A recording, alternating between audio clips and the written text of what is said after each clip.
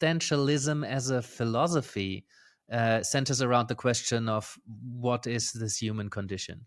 What what happens as a result of being human and in the world with other people? What can we actually know about being, not being something, but just being there, just being human? What is that? What is that about? It can't really measure it.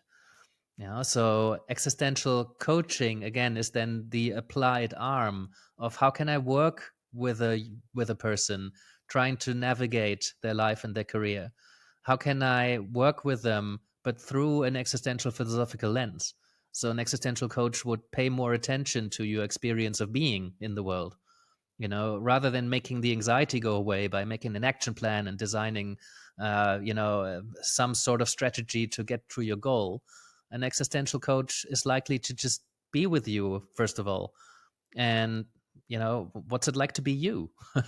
you know what's your philosophical stance? How do you experience yourself across your existential dimensions? What's your relationship with authenticity and endings and temporality and isolation and uncertainty and absurdity? How many people try to make sense of something that just might not be sensible?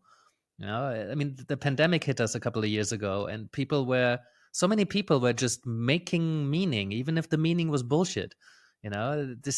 That there was so much absurdity in the air. People couldn't understand why this is happening, how this is happening.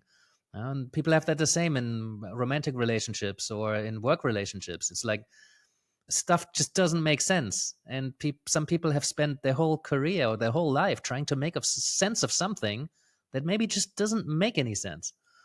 So if we explore people's relationships with these existential givens, we can help them be more resilient going forward. And we can, without a very much a solution or a goal focus or the kind of classic performance coaching stuff, we can help somebody navigate their life and career just by holding a space where they're invited to be challenged and to challenge themselves and to make sense of this world and themselves in it and make choices.